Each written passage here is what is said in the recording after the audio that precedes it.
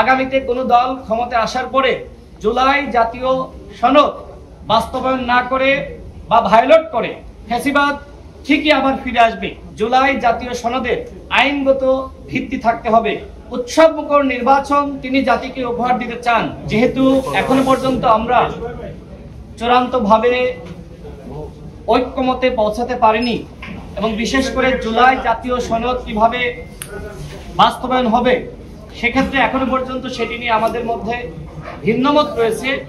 এজন্য প্রত্যেকটা দলের পক্ষ থেকে কমিশনের মেয়াদ বাড়ানোর প্রস্তাব করা হয়েছে।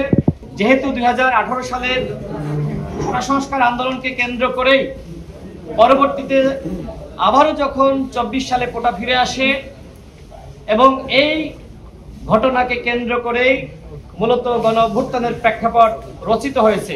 খসড়া জাতীয় জুলাই সনদ দেওয়া হয়েছে।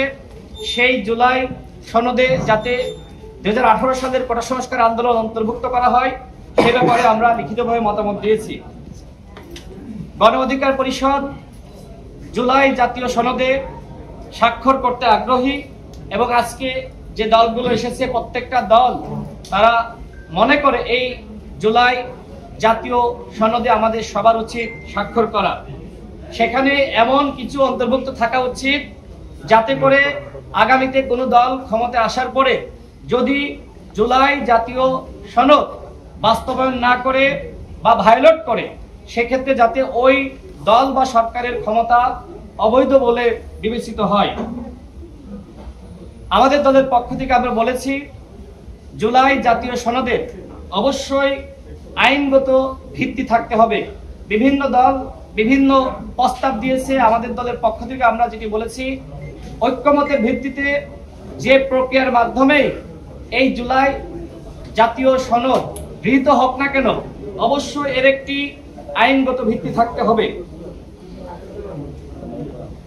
প্রধান উপদেষ্টা আমাদেরকে যেটি অবহিত করেছেন আগামী ফেব্রুয়ারি মাসেই একটি উৎসবমুখর নির্বাচন তিনি জাতিকে উপহার দিতে চান। তবে এর আগে সংস্কারের ব্যাপারে দলগুলোর কাছ থেকে তিনি ঐক্যমত প্রত্যাশা করেছেন। আমি সর্বশেষ বলতে চাই যখন মাননীয় প্রধান উপদেষ্টা চলে যাচ্ছিলেন তিনি আমাকে দেখে গণ অধিকার পরিষদের সংগ্রামী সভাপতি নুরুল হক নূরের স্বাস্থ্যের বিষয়ে খোঁজ নিয়েছেন এবং একই সাথে তিনি বলেছেন তার চিকিৎসার আপডেট কি। আমি তাকে জানিয়েছি আপনার পক্ষ থেকে নুরুল হক নূরকে বিদেশে চিকিৎসার জন্য পাঠানোর যে আদেশ দেওয়া হয়েছিল এখনো পর্যন্ত সেটি বাস্তবায়িত হয়নি। আমরা আপনাকে যেটি জানাতে চাই নুরুল হক নূরের মতন নেতার উপরে যে আক্রমণ হয়েছে যদি এই ঘটনার বিচার না হয় তাহলে পরবর্তীতে এই ধরনের ঘটনা আবারও ঘটতে পারে। আমরা আমাদের দলের পক্ষ থেকে জাতীয় ঐক্যমত কমিশনকে এই দীর্ঘ 6 মাস আমরা সহযোগিতা করেছি। আমরা মনে করি এখন আমরা শেষ সময়ে রয়েছি। এখন যদি দলগুলো ছাড় না দিয়ে আমরা যদি এখনো পর্যন্ত ভিন্ন মত পোষণ করি তাহলে কিন্তু ফ্যাসিবাদ ঠিকই আবার ফিরে আসবে। সেক্ষেত্রে গণ অধিকার পরিষদের পক্ষ থেকে আমরা প্রত্যেকটা দলের কাছে আমরা আহ্বান রাখতে চাই আসুন আমরা নিজেদের জায়গা থেকে কিছুটা হলেও ছাড় দিয়ে আমরা ঐক্যমতে আসি যেমনটা মাননীয় প্রধান উপদেষ্টা প্রত্যাশা করেছেন।